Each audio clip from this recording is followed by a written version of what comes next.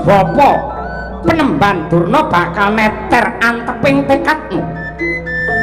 Sepisan golek ana kayugung susuing angin ingkang mapan ana ing alas Reksamuka.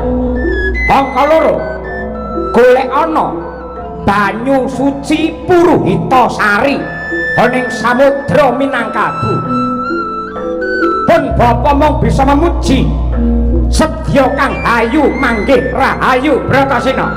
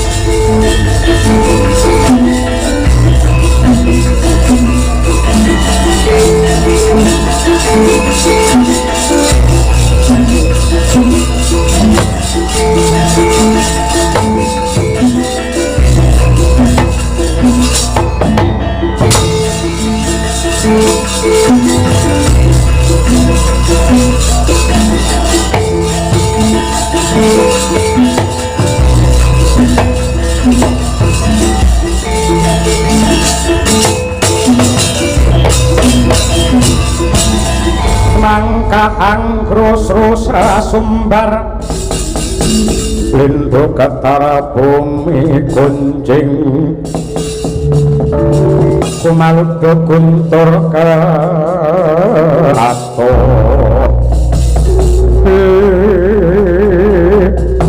anjegrek nganti kaya Tuguwaja sang Bratasena tuwus prapta aning wana Reksamuka Gunung Candramuka tambuh-tambuh sotaning galih bayana ngendi papan dununge kayugung susuing angin tuwus pantok pepuntaning tekad jibeg-bebeking galih sang Werkudara sigra jemangkah ngrebahaken kekayon nyang dungkeli sela-sela upaya dununge nenggih wujude kayugung susuing angin.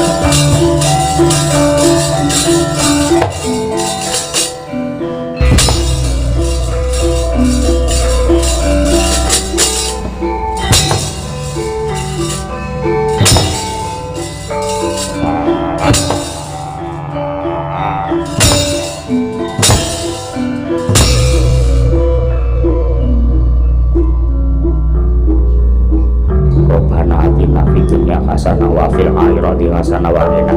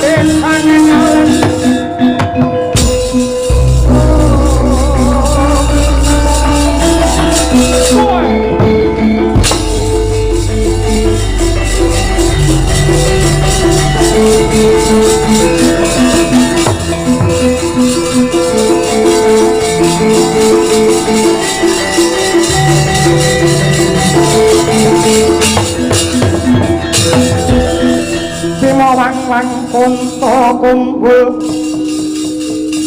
patang ketikang sayang gongkoro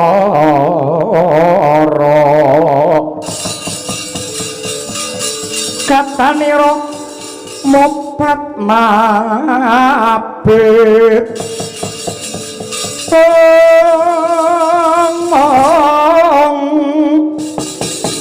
mulat bang halingah lingo mangwo sumbar minto lawan sesumbar minto lawan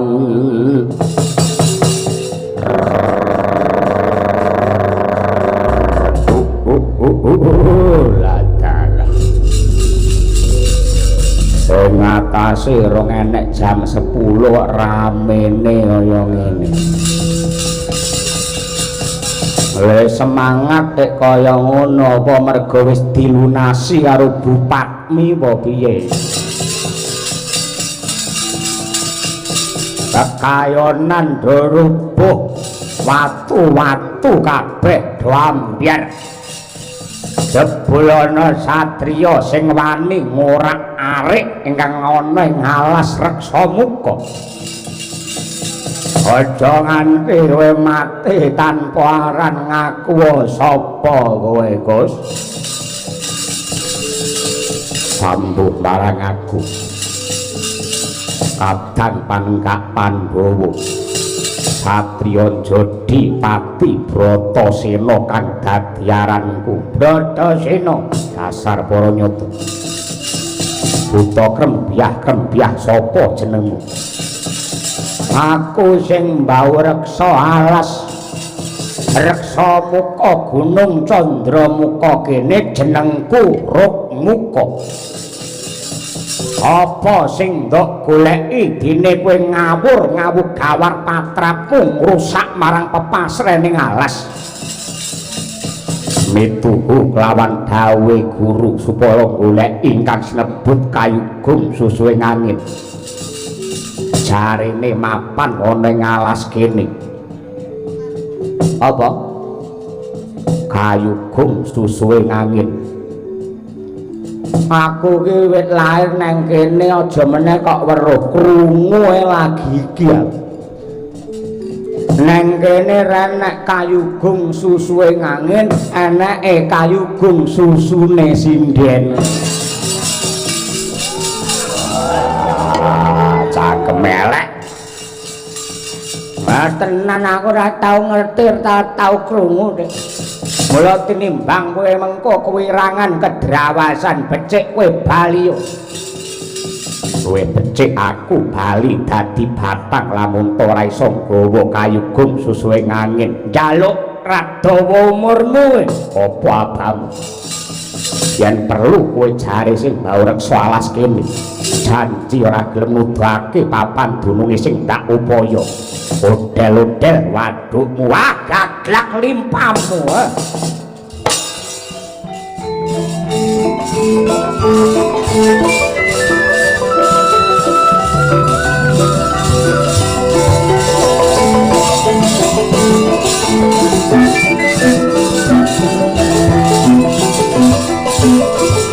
Kota Pandhawa kota Gati Wijaya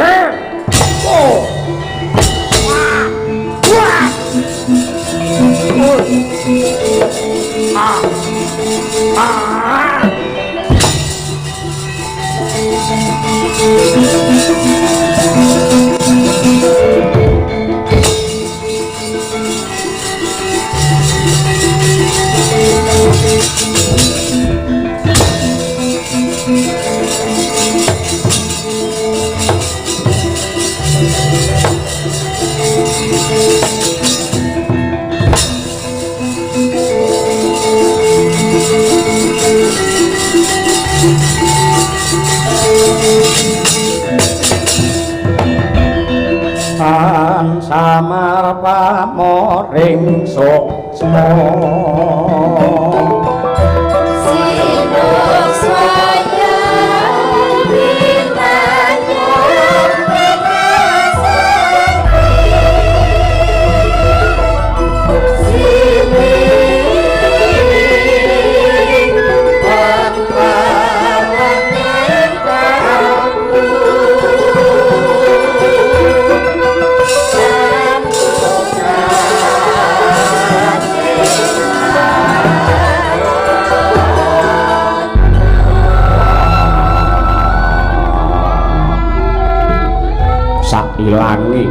Wirata iki mau. Lah kok dadi Bathara Bayu bapakku sing rawuh. Ora liwat basaku atur Bayu dewaku. Pas tumpala sidam sekaring bawana langgeng. Iya Ulup Bratasena wis ndak tampa. Ngertenana Ulup sejatine jeneng ulun ingkang mimba warna dadi raseksa mau.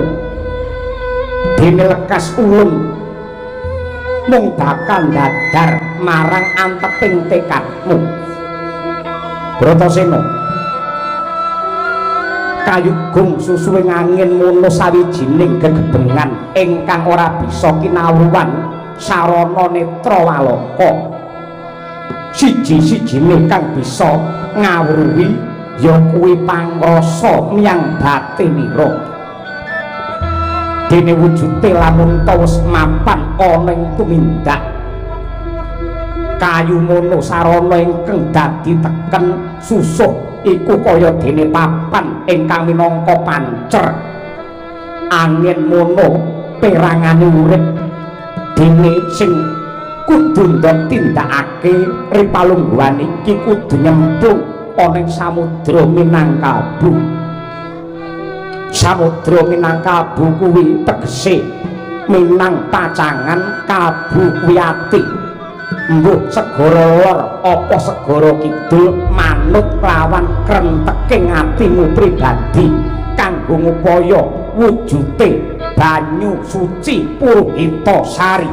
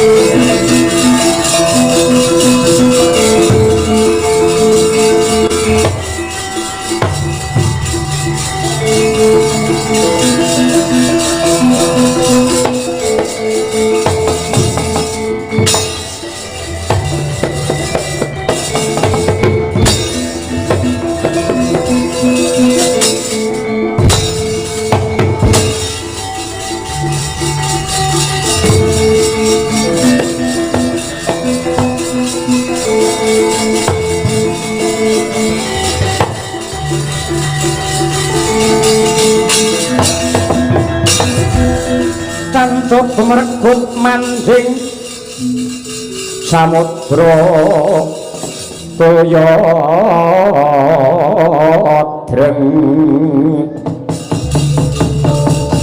wiraganya legawa banyu sumaput wantes kekes penggali Sang Werkudara. Bupe mulat gelaring samudra ingkang hangga girisi. Nanging bawane satriya kang kukuh bakuh ing piyangkuh, setya ing ubaya teman ginolong gelenging driya pepuntane nyawiji. Wigra cancut tali wanda hangreng minangka panggugaing kewanen. Ya lumumpat ngebyur telenging samudra nadyanto mati nanging mati ngrungkepi kautaman.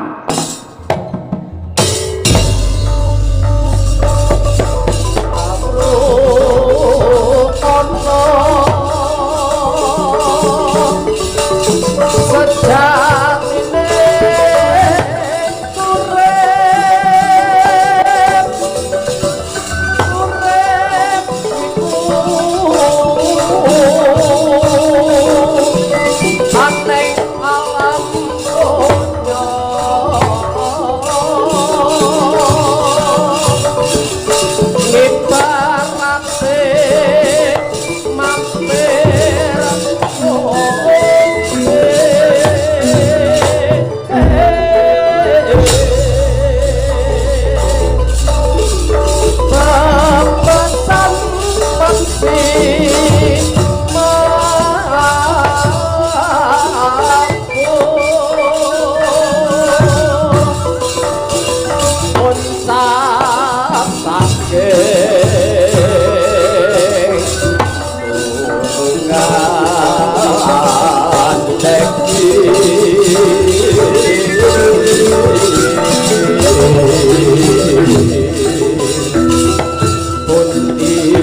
bencokan benjang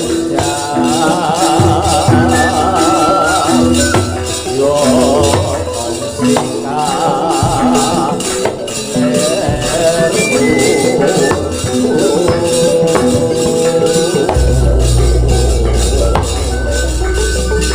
barat wong lunga tondo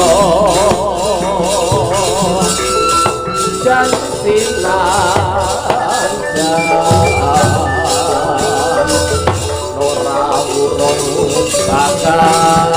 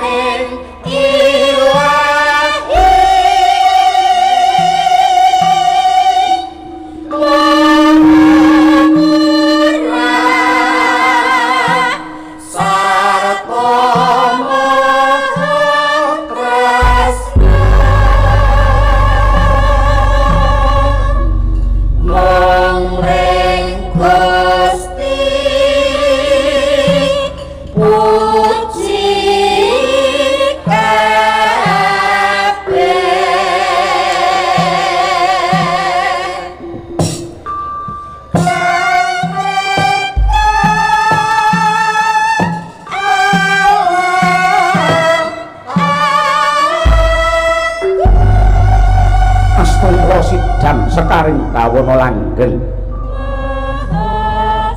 Bratasena kanthi teteken tekun satemah dadi ketekan panjang kamu hanggon kita toh jiwa raga ngupaya kawruh luhur ingkang sinebut kawruh kasampurnan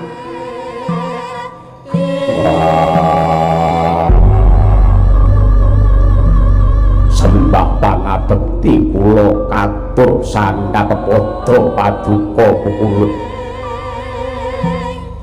ndak tampa kang dadi bektinira ulun sang hyang dewa ruci ya ruci Bathara ingkang yektine tansah tetunggalan kelawan jeneng kita Bratasena manungsa sing becik kuwi kudu gelem budidaya dimen antuk kasampurnan ya sanadyan tangeh lamun manungsa bisa sampurna merga kasampurnan kuwi amung kagungane Gusti ingkang Maha Nasa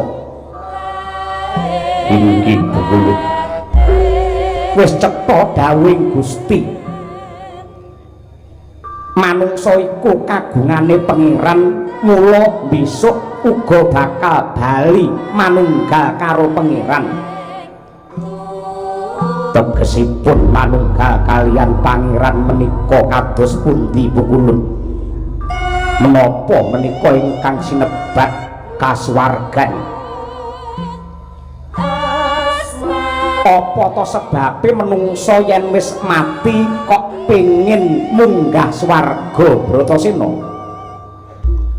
karana ing swarga menika punjering rasa marem wontenipun namung nikmat mupangat bagya lan mulya nikmat sing kepiye sing nduk karepake ing kasuwargan dening pangeran dipun cawisi daharan kang mirasa unjukan ingkang seger sandang papan ingkang endah lan dipun ladosi dening para widodari ingkang ayu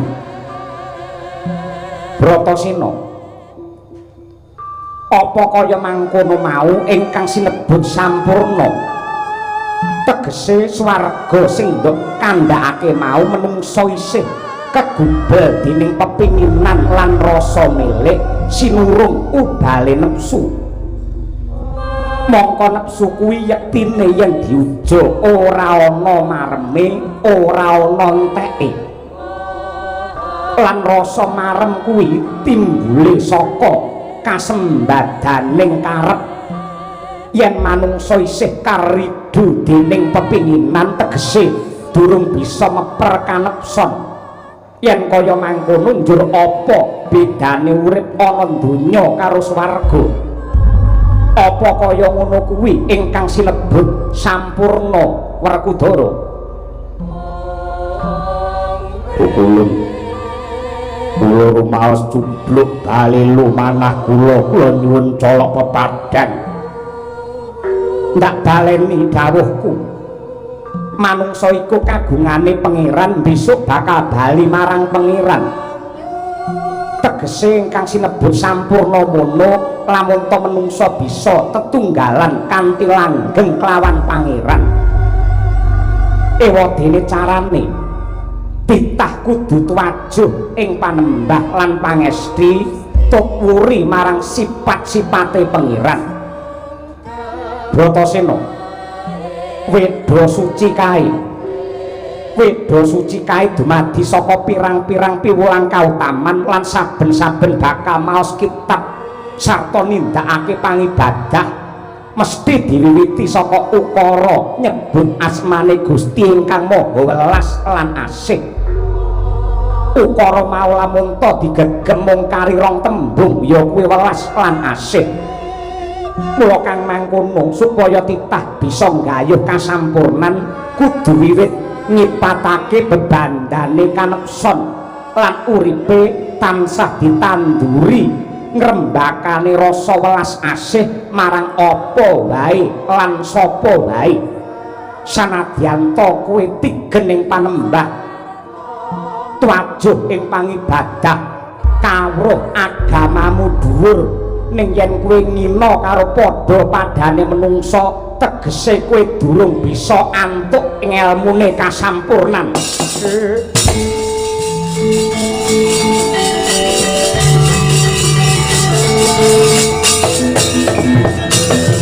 Nyaplangening kalangwana klara panda montar tunan ler kakonang turem tara setan padang sasoran padaring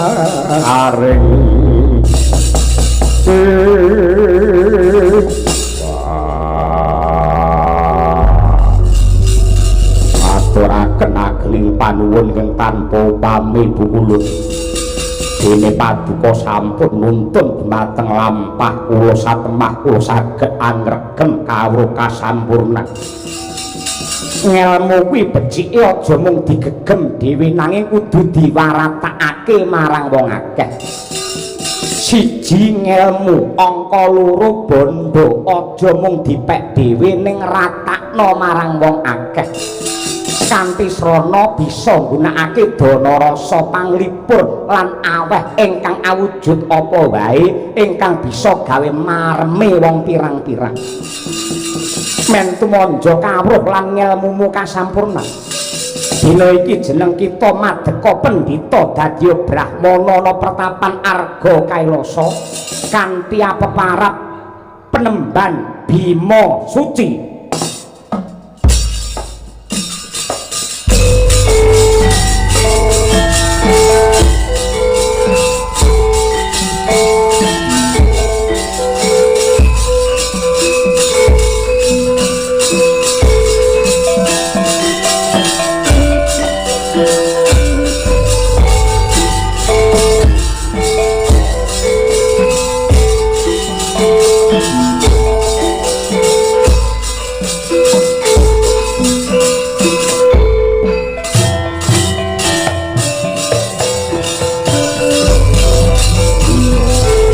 Bekalan Bima Suci, Bekalan Bima Suci, Bekalan Bima Suci, Bekalan Bima Suci.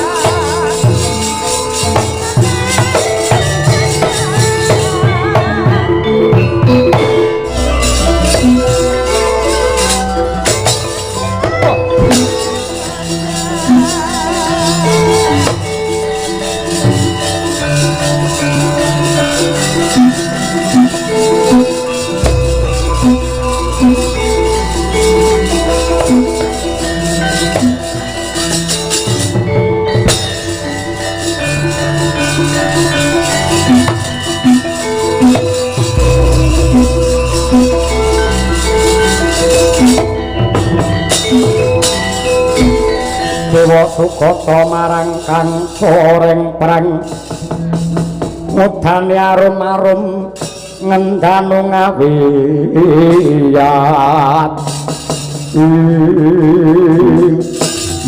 Arjuna muninggi pukulun Bathara Indra sembah kula katur. Iya tek kowe mapan ana ing Arga Kelasa Janaka muninggi kula menika putra siswanipun Sang Begawan Bima Suci. Mongko kae iki kakangmu kae iki Werkudara. Monggo anggenipun mastan ning nyatanipun antawisipun Kakang Mas Werkudara kalian Penemban Bima Suci menika jejibanipun benten darmanipun boten sami. Gandeng ripalungguhan iki anggone Bima Suci rina wengi tansah nyebar kawruh kasampurnan sarta anggene nindakake puji dikir gawe gara-gara kagiri-giri ning kahyangan. Ripalungguhan iki aku bakal nemoni kelawan Bima Suci. Nyuwun pangapunten. Ripalungguhan samangke sang penemban Bima Suci mboten nampi rawuhipun Dayuh Nadyanto menika Dewa. Lho, yen ngono si Bima Suci nyepelekake kelawan Bathara Indra. Mboten kok nyepelekaken, nanging menika sampun dados paugeran, menika nyaketi para enjang. Saklebetipun para enjang kados mekaten mesti kemawon sedaya para siswa kalebet Sang Bima Suci nindakaken ngibadah kalih perangan sakjawining wajib kanthi panyuwunan rahayuning Rat Pramudita kakehan bebangal wera minggat dadi glepung. Monggo kula tandhani.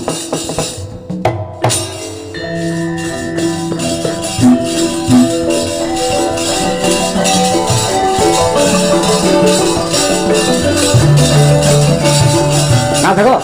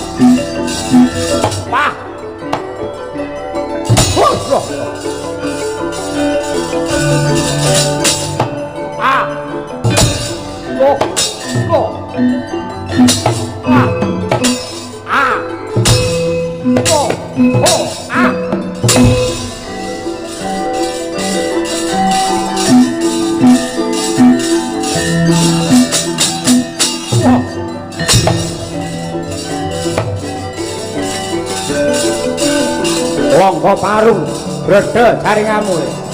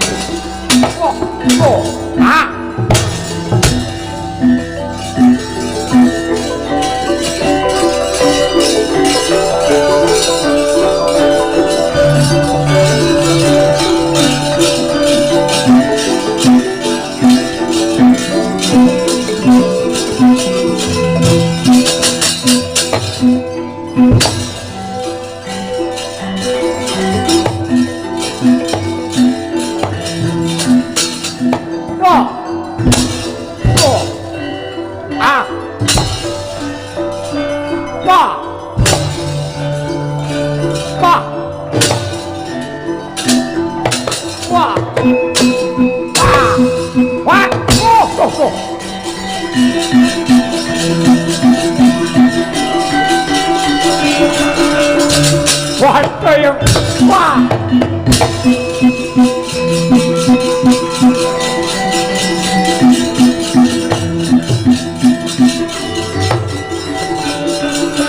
Ayo Ram.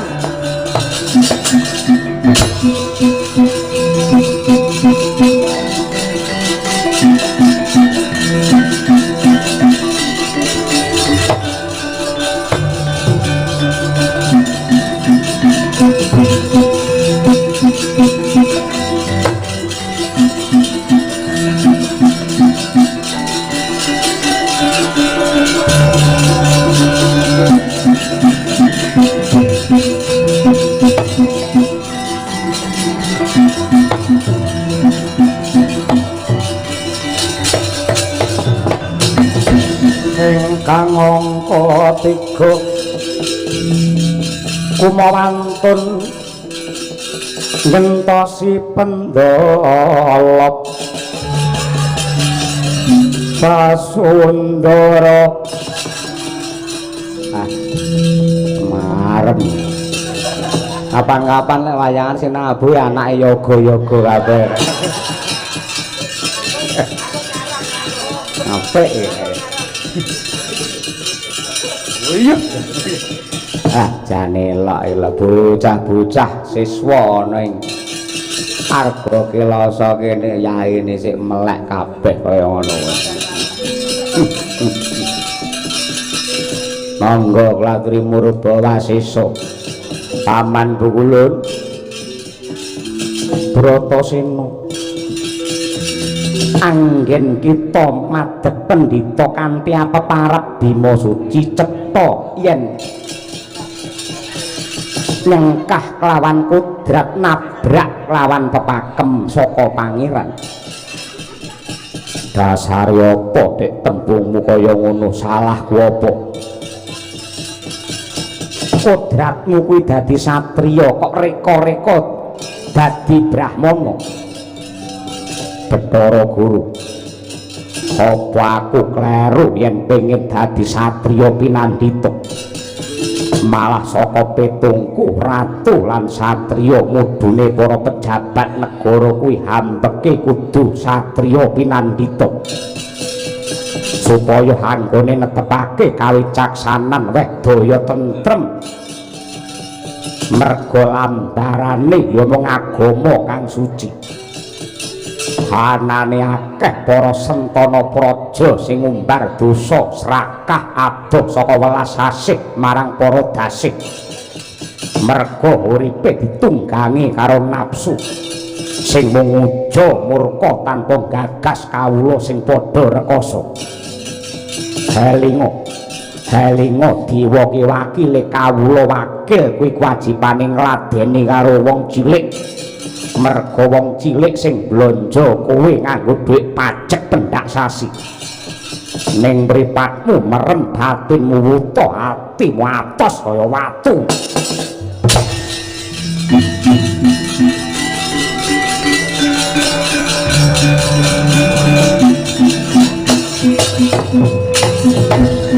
sakarepmu lek ngucap suwuk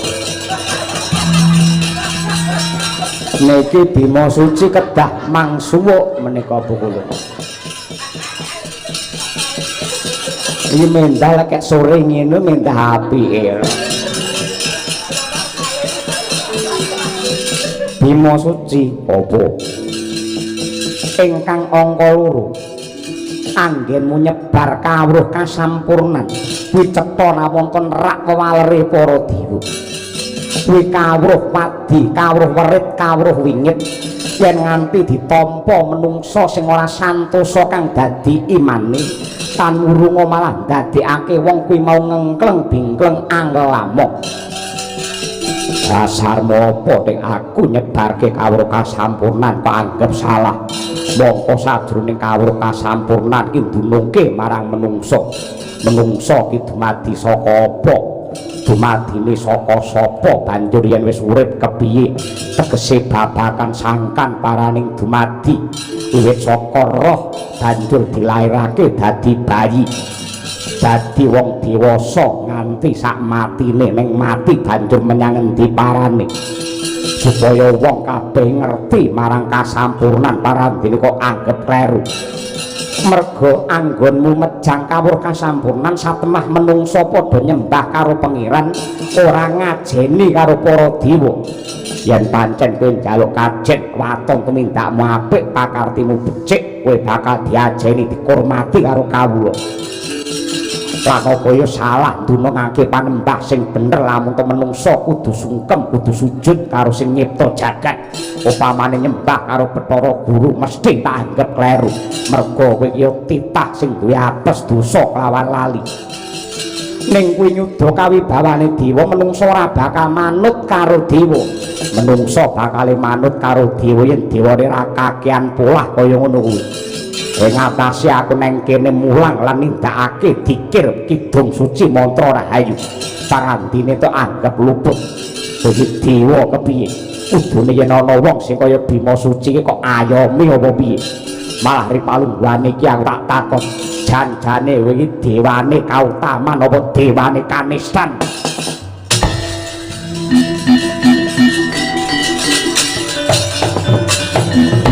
Rokowaruta Godha guru kula sukses yen panamutus sosaan Sri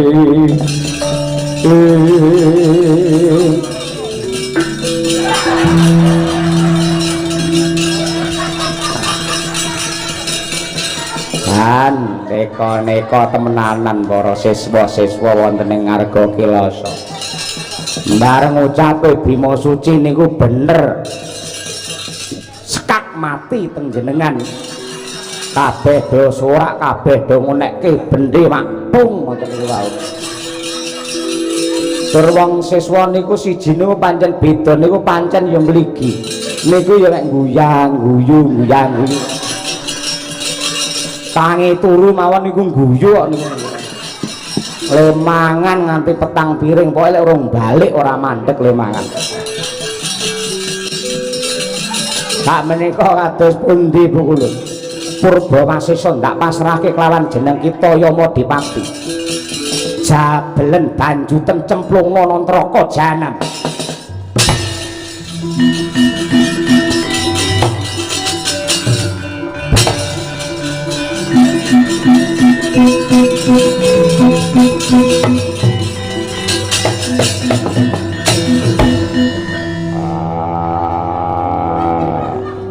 Yama Dipati apa pilak dewa Bathara Guru maulungku ning dhuwur kaya malah deprok ning isor ngopo asam uratku kumat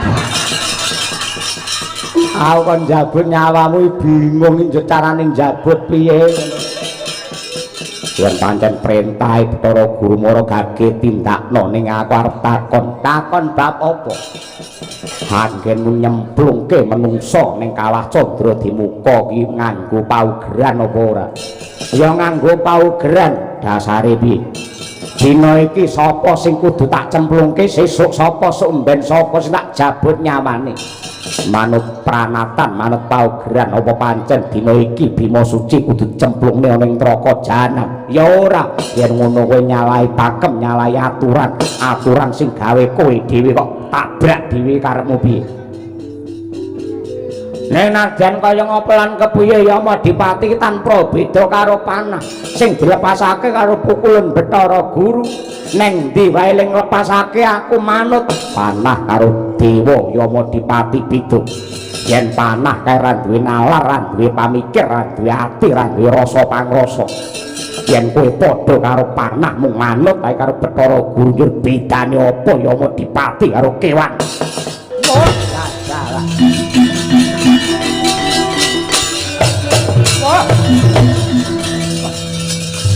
oh sik lara men to sikilku Berkuar nesu ngamuk jangka masa udah abote kaya ngene. Aduh. Entek-entekmu kaya ngono. Rasakno karma sing mbok sandang. sing kudune tutukmu kok nggih guneman sing apik karo nindakake dikir ning kok nyebuli bangsa kaya ngono kuwi. Aku ki salah apa aku kleru apa ngono lho. Kowe tetep tak cemplungne kawah Candra Dimuka, cemplungno yen kuat nggawa weh cemplung.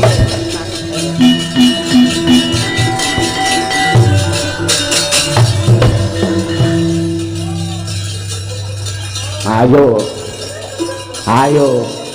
Oke to. Kowe tak cemplungne kawane aku njaluk tulung. Apa aku gendongen ya? Aku pasrah karo kowe aku gendongen ya. Aku njaluk tulung karo kowe tenan. Lah kaya ngene carane aku kaya kewirangan didukani karo Bathara Guru. Ayahku. Abah abu. Sik kelingan lek Semari bapakmu. Hese. Ngapa? Iki nggih mlaku nek abote mboten umum. Kowe kerep ngapusi bojomu ta? Aku ngerti. Ketoke bojomu kok terke mangkat ning papan-papan kabudayan punjere Surakarta bar ngeterke jajal kowe nang ndi lungamu ayo. Hah? Oh, mboten ngoten niku, Rama mboten ngoten. Alah wis ngono ki entuk-entukmu kaya ngono kuwi. Jawa iki, Pak. Iki kakangmu Yama Dipati. Nyoh, kacang, nyoh. Untuk membawa ora. Nah iki paringane Bupatmi. Tak sudi ora. Rempelo. Moh. Kon mangan kan mau ora mangan lho kowe. Nek enten ping purun ping. Tak pecah dasmu ora. Ayo. Lunga. Kowe ora lunga aja takon dosa. Wirangan nang kene kowe.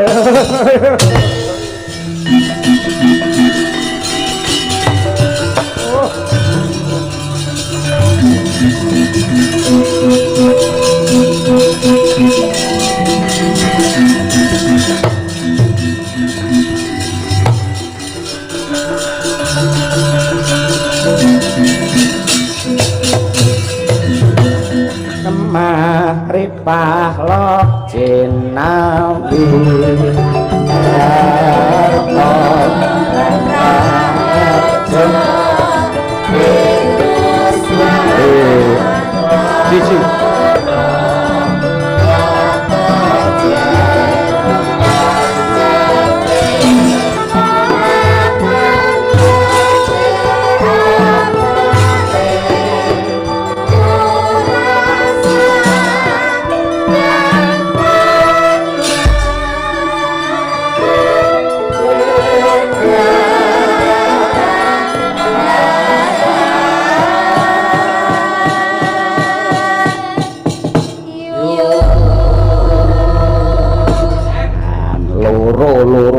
tunggal ngeten iki jenenge.